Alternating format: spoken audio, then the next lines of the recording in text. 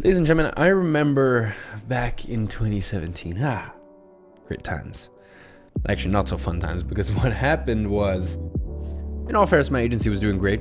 I was putting around $25,000 a month from my creative agency, and I decided I wanted to make the transition to ads. Now, no one told me that ads are a little harder to understand than just like, oh, do this or do that. And, even while, I was lucky at the time to have the funds to buy coaches and courses, none of it helped. Really my understanding of Facebook ads went to the next level when I actually brought on Danny as a contractor, my current day CMO, and we started running ads together. That's really when I started to understand how to run ads, especially for info product, e-commerce businesses, etc., etc. Now, what I'm gonna do today is I'm really just gonna break down Facebook ads to its fundamentals. Like, I'm gonna show you from a high level, we're gonna break down the components, and by the end of this, you will have no questions left about ads. It will be conclusive, and as always, if you want to revisit this in sort of more tiny bite-sized form, there is a plug and play right below this video. So on that note, let's get into it.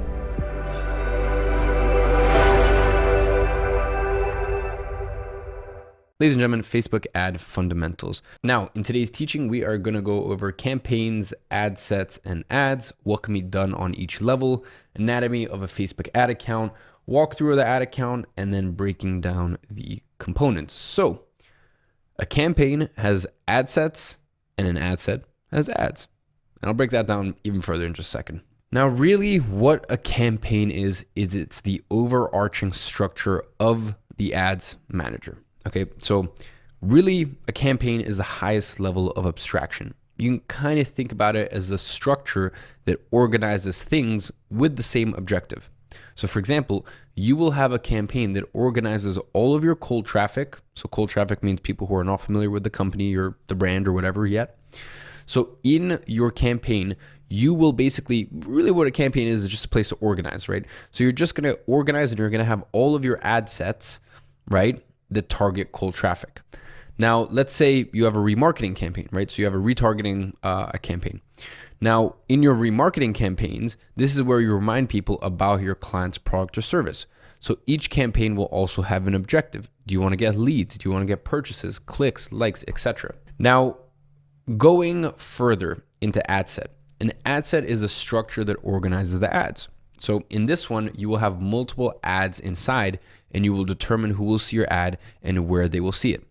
Now, there's some other options that we'll go over as well. So really, I kind of view campaign as like, what is the objective? And let's basically put together all of the ad sets that have the same objective. Now, inside of an ad set, this is really like where you target, right? You target and you set an objective. Okay, so to kind of make this a little clearer, with some of our big clients, we may have 3 campaigns, but then we may have between all of our between all the ad sets within those campaigns, we may have 60 ad sets, right? So that kind of gives you an idea. The campaign is really just so we can understand, okay, here's how much retargeting is bringing, here's how much cold is bringing in. And then another one, and I'll talk about this later down the line, is like, here's how much our testing campaigns are bringing in, okay? So as I said, an ad set is really just a structure that organizes the ads. Okay, so an ad set is the pillar for the ads. Now, an ad is precisely what the customer actually sees. Okay, so this will be, obviously the copy. Each ad has copy, or for the most part. I mean, there are some exceptions, and we'll get into that in just a second. But for the most part, the text that the customer sees, the potential customer, the image or video they use for it, or maybe use a carousel or a collection, the landing page, the Facebook or Instagram page, the comments, the likes, the reaction. This is the front-facing side of your marketing strategy. So just understand this. Obviously, all of your potential customers or clients of the businesses that you're running ads for, they will see the ads. Okay, the ads are the front-facing thing. People who see your ads, they don't understand what your ad set structure is. They don't understand what your campaigns are. The ads are the front-facing thing. The ad set are it's basically where you decide, hey, these are the people that I want to target. And then the campaign is really the thing that ties it all together. Now, let's talk about what can be done on each level. Now, on the campaign level, you choose the buying type, which can be either auction or reach and frequency, as well as your objective. Now, listen closely. We always recommend you use auction for the buying type, as your objective will most certainly be getting tangible results for your clients and not a hey, here's how many people viewed the ad, or here's how many clicks you got. Okay, so on the campaign objective, you can go ahead and read all about them where it says learn more. But pretty much for the purpose of this training and the way that we run ads, let's just cut the bullshit. Let's save you time. Let's not distract you. What I'm about to show you are really the only objectives that you should be playing with. Okay, so I'm going to try to, as I just kind of cut out a lot of noise. When you go and you create a new campaign, you can press learn more. You can read about the objectives, but here's really the only ones that need your attention. So first things first is engagement. Now this objective will most certainly not bring you any sales, or will bring you very, very few actual landing page views. So this is people that went to the store or the landing page, okay? Now its usefulness can be twofold. One is to get social proof, as ads with more likes and positive comments outperform the ones that don't have it. It can also be used as a retargeting tool, meaning that you can then retarget the people who interacted with your ad in hopes that it is a warmer audience that will convert at a higher rate. Now, this is not personally a strategy that we use or recommend, but it is certainly used in the space. So as I said, what some advertisers do for their retargeting campaigns is they go, hey, I'm going to set the objective to engagement because I know that these people have already interacted. So this is going to be sent out to more people, because here's the thing, you have a budget and Facebook goes, okay, do we want to optimize the budget for people who are a little bit more difficult, but are more likely to buy, or people who have engaged, but may not necessarily be buyers? Moving on to the next one. Now, two of the best advantages of using lead generation as an objective is that it is built in Facebook, so it loads blazingly fast and Facebook likes it as people stay in their ecosystem. So basically what happens when you set a lead generation objective is, rather than using an external landing page like whatever, ClickFunnels, Webflow, whatever it may be, it's all done directly within Facebook. So basically it is a lead capture campaign. Some other perks is that they are customizable up to a fair extent. So it's not like having your own landing page where you can literally customize everything, but you'll still be able to collect any information you want. You can ask custom questions, etc. And the other benefit is that some of the information is pre-filled by Facebook, for example, their phone numbers, names, and emails. So really there's less barrier to entry. So really what that means is you can kind of collect leads easier because there's less that the leads have to do in order to fill out their information. The next objective you can use is messages. Now keep in mind that this feature is not available in many countries, especially in Europe, because of their privacy policies. Now this is the perfect tool if your client has some sort of system and team that sells people via messages. This is connected to Facebook Messenger and basically allows you to get people to message you on Facebook and send you a first prompt message that you can customize, and you can also program some automatic responses. So basically what this is it's almost kind of like a chatbot. So, really, I just want to make this as simple and bog standard as possible. When you set this objective, you're telling Facebook, hey, I want to optimize for people to message my page. Okay, now, as I said, bear in mind, especially in Europe, we found this with clients. We used this strategy with one client particularly I can think of, and just killed it. It was making like $100,000 a month in the education space. And yeah, basically, Facebook just stopped allowing it. It was in Scandinavia. Anyways, when you set this objective, really what you're doing, what you're optimizing is for people to send messages to the Facebook page of the client that you're running ads for. And as I said, from there, what you can do is you can set it so there's an automatic message that gets sent back, or you can even set a few automatic messages. And this is some more advanced stuff that we'll be talking about later. But yeah, the real thing with this strategy is there needs to be someone, like almost an appointment setter, or there needs to be someone on your client side that is actually responding back to these. Like, let's say, for example, you do this for whatever, a nail clinic. There needs to be someone whose role it is to actually message back and forth with clients and set up meetings and appointments. The next objective is conversions. Now this essentially makes Facebook go and find people according to their algorithms who will most likely do the thing that you want them to do. Okay, so you can set a conversion as the objective, and then within that you can actually set other sort of objectives, and we'll get into that in just a second. But as I said, the thing is you're kind of making them a convert for whatever the objective is, and you can kind of set that again at the next stage. So it is hardly ever possible to get purchases if you're not telling Facebook you want purchases specifically, and that happens with any objective you have. This objective relies a lot on the pixel and the data you collect, and will evolve based on it. So as you can see on the campaign level, we have these different objectives, and I just showed you really the only ones that are kind of any use to you, right? So you've got a campaign level objective, but then you've also got an ad set level objective, and let me show you that. Or rather than objective, I should say, if you're specifically selecting conversions, which for 80% of your campaigns, honestly, you will be setting conversions. You're basically telling Facebook, hey, I want someone to take an action and I want to be able to track that action. So you can see on the ad set level, you will select your pixel, then you will select your conversion event. Then you've got things that you can look at, such as dynamic creative, and we'll show you that in literally just a second. You've got your budget and schedule, your audience, your placements, and your optimization and delivery. So we're gonna run through all of that, okay? I hope none of that should be confusing to you in just a second. So first things first is select your pixel, okay? Now in here, you can choose which pixel you wanna use, or if you're sending people to an app, Messenger, or WhatsApp. Now make sure you choose the right pixel. We'll talk about pixels and tracking and all that stuff in its own dedicated module, but for now, we're just going through the high level structure. And as I said, in the ads manager, think about the pixel as the thing you put in a website so Facebook can see exactly what is happening. So that way they know which actions the users are making and who are these users. Basically, it's a piece of code that collects data and sends it back to Facebook. Okay. So as I said, there's gonna be a dedicated module on exactly how to set up your pixel. But here, all you wanna do is just literally select the pixel. Okay, so just select the pixel that you've created. Now from there, you set your conversion event. Now the conversion event is the way you tell Facebook what actions you value and what you basically want the people to do. For example, purchases or complete registrations.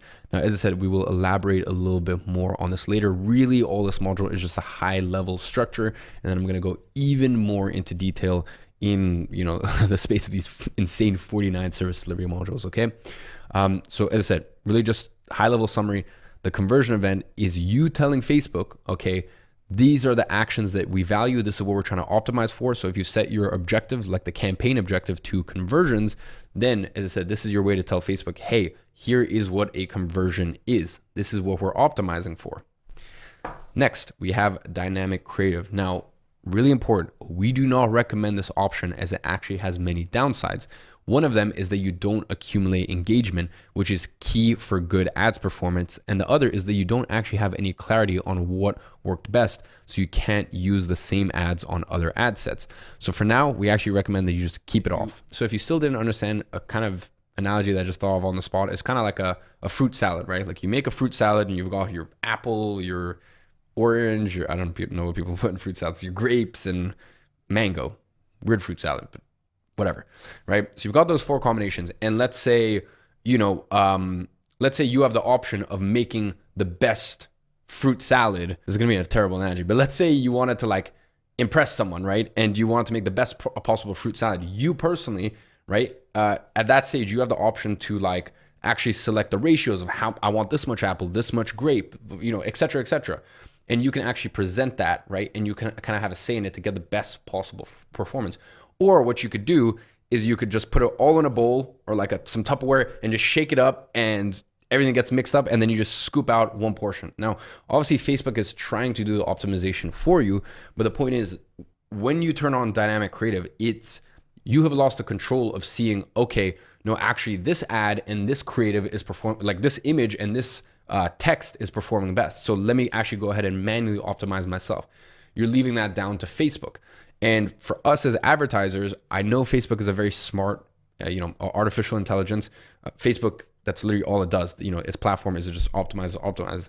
But at the end of the day, the more stuff that you can actually have in your own personal control, the better it is and the better results you'll get for your clients. So this is why dynamic creative is actually very similar to CBOs. And we'll talk about that later down the line, which is basically campaign budget optimization, which basically means that like Facebook is going to take your multiple campaigns and it's just going to optimize at the campaign level, right? So it's actually going to optimize your ad sets for you rather than you actually, and what I mean by that is budget, right? So each ad set, right? So you've got your cold and your retargeting and your testing as an examples. And in your cold, let's say you have 6 ad sets, you actually are going to be, the way that we do it at our agency and the way I'm going to be teaching you is you actually optimize those and you lower the budget or reduce the budget of, and sometimes you'll kill ad sets, which means they're just not working. So you turn them off. So you actually optimize, you kind of come in and you tinker with that yourself at the ad set level. When you let Facebook do it, which is CBO's campaign budget optimization, that means that you just have all your ad sets and Facebook will actually turn up the ad spend on this, lower it on this, kill this, like Facebook does it, right? And that's similar to dynamic creatives, which basically means that, as I said, that's on the campaign level. On the ads level, it'll look at your ad set and it will optimize it for you, when instead it's better if you actually do it. Of course, Facebook has an amazing algorithm, helps a lot in a lot of ways, but the more stuff in your personal control, the better it is. So that was really long-winded. I hope none of that confuses. As I said, we have so much time together in the service delivery section that you'll come to understand all of these terms. But dynamic creative, just in general, we recommend that you turn it off, basically. Next, we have budget and schedule. Now, I'll be speaking about budget in depth in the module called Load Balancing Budgets, and there are a lot of variables that affect how you determine them, like client's budget, how good is your ad doing, the price point of your offer, cost per lead, etc., etc. But for now, what I want to teach you guys is that on the ad set level, you determine the budget. Now, this can also be done in the campaign level, as I said, and I'll show you. I've made a module called Utilizing CBO, so I'll show you how to do it.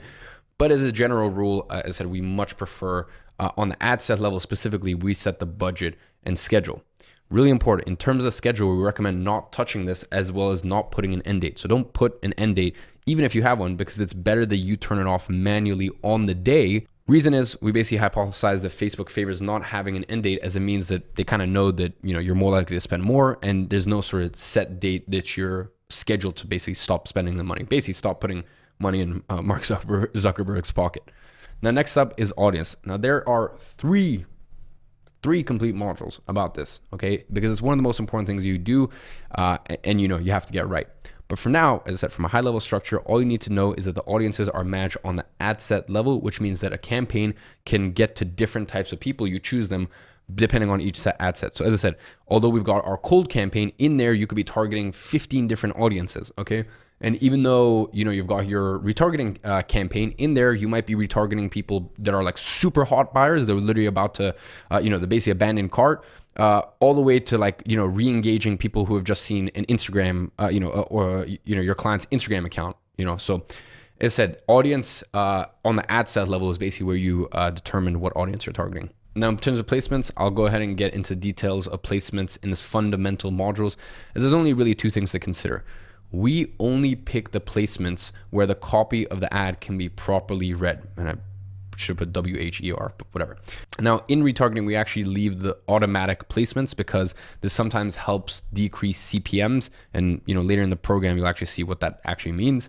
But yeah, in terms of placements, most of the time, especially for retargeting, we leave it to automatic placements. But then when it's cold, we always do manual placements, and we basically just put it wherever text can be seen. So for example, on Facebook on the side, there's like those little tiny block ads. We don't like to do that for cold. Okay, for cold, we like to do feed ads on Instagram, on Facebook, sometimes even story ads if you can actually, if it's audible, the text, or let's say it's a video ad, and there's actually we put subtitles and stuff like that for that. When it comes to retargeting, you can just put placements pretty much about anywhere. Then we have optimization and delivery. Now, if you click at the bottom on show more options, you'll find that you can actually change the optimization for ad delivery. Leave it as conversion, because if you change this, Facebook will stop trying to find the best people. The other one that we've tried with success is value, which basically not only tells Facebook to find you people most likely to convert, but also the people that will bring in the highest conversion value, meaning they will spend the most. So basically what this does is Facebook goes, okay, let's not only find people who will buy, the item that you're selling, let's also find people who will buy the most expensive version of it, right? Or will buy multiple more products after that, and you'll be able to upsell a couple products as well too. Next, we have attribution setting. Now, you can also change the attribution setting. Now, attribution setting basically means how long does Facebook track the person. So if you put 7-day click, that means that if someone clicks on your ad and buys 7 days later, the ad will still get attributed for the sale. Now, in this case, you want to choose the longest time frame. So it is 7 days after click or 1 day after viewing. Now, let's talk about what can be done on the ad level. Now, on the ad level, you can choose the Facebook page and Instagram page you actually want to run the ads from. Then you can create your ads, or you can use an old one you've created already. Now, when you want to use an ad you've already created, it asks you for post ID. That post ID, you can find it anytime by going to the ad you want to use again, previewing it, and copying the ID from the URL. Now, we hardly ever do this because it is easier and faster to duplicate the ad, and it will still share engagement. This is very important. If you ever want to duplicate an ad, yes, you could use an old post ID, but it's way easier just to duplicate the ad and put it in a different ad set, because you still get the engagement at the bottom. Now, for those of you guys who don't understand what that means, is if you create an absolutely brand new ad, rather than either duplicating the ad that you've already got running or taking the post ID from that ad, you will lose all the comments, you will lose all the likes, you will lose all the reactions. And all of that stuff is actually super important for ads because it's almost, first of all, it's a bit of organic traction because at the bottom, people tag friends, sometimes they share it, etc., etc.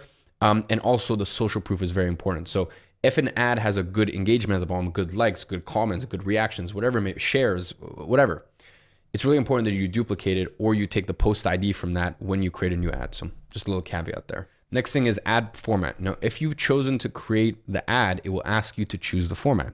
Now you can have single images, videos, carousel, or collection. Now you can play around with a lot of those. We prefer mostly images and videos, although we have run some successful tests with collection ads before, especially for e-commerce clients. Then we have the ad content.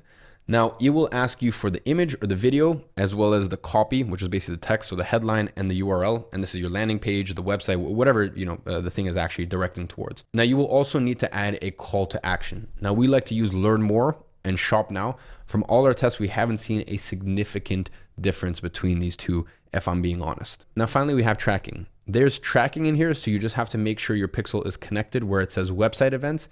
Now, we see a lot of people having tracking issues because of this. They forget to connect the ad with a pixel, so they do not get any data back. Okay, very important that you just double check this before you put the ad live. Now, really just to summarize today, anatomy of Facebook account.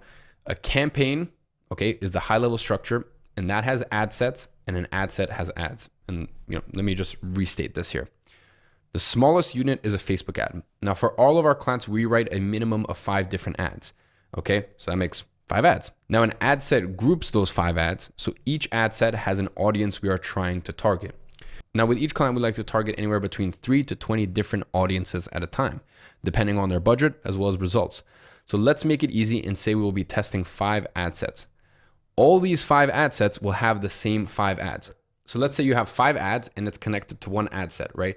And in an ad set, let's say we're targeting, let's say it's an e-commerce business and we are targeting Bulletproof, or let's say we're targeting Tony Robbins because it's a biohacking company, right? So a lot of people who follow Tony Robbins are also into biohacking, right? And then let's say another one is a Reebok, right? Because it's not your regular Nike or Adidas, or let's say Lululemon, right? Or I actually don't know if that's an option, or like Peloton, right? Stuff that are slightly more niche when it comes to health. Okay, so let's say we have 5 ads in here targeting Tony Robbins, and then here we have 5 ads and we're targeting Lululemon, right? These 5 ads, the 5 ads here and the 5 ads here, they are the same, okay? They're the same ads. All we're doing is we're targeting them to 2 different audiences. Okay, so we'll have 5 ads, same 5 ads, okay? Same 5 ads here, same 5 ads there. And one is targeting Tony Robbins, one is targeting Lululemon. And we're just seeing how do these ads respond to that market, to that audience, okay?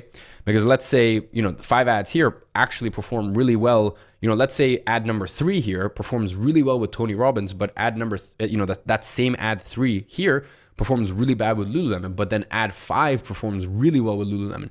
Then we can start to make some adjustments, right? So those 5 ads feed into, and by the way, that's 5 ads an example. We do minimum, sometimes we do more, very rarely do less. Feed into that ad set, and then above that ad set, you've got cold. Now, cold is really where you're just going to park all of your cold ad sets, and retargeting is where you're going to park all of your retargeting ad sets, and testing is where you're going to park all of your testing ad sets. And we're going to be talking. Remember, like if any of this confuses you at all, this service delivery module it's a joke. Like it's 15 different ad courses in one thing, right? So this is just the high level structure, and I feel as though hopefully this is kind of breaking it down quite simply.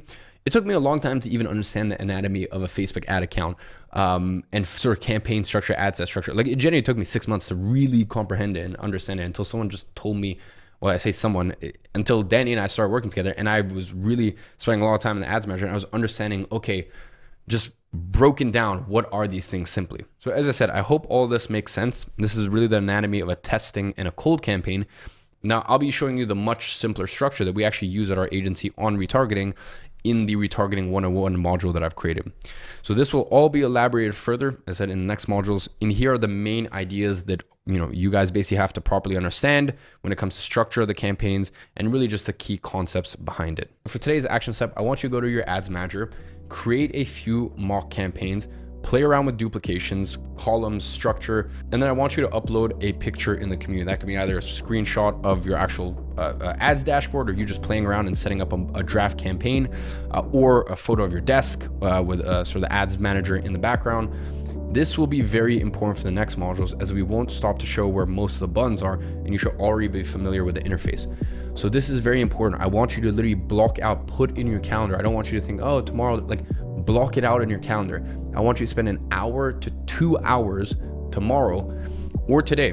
Go inside of the ads manager if you haven't already, and just get familiar with the green button so you create a campaign. Get familiar with where the pixel is. Get familiar with all this stuff and start to understand the dashboard, because I said there's gonna be a lot of information, and I'm going to explain this to you in excruciating detail, but just kind of getting familiar with it, because I can tell you all this information, but you need to actually go in there, click the buttons around, get to know where everything is, and really just get familiar with it. So on that note, I hope you guys enjoyed this module, and I'll catch you in the next one.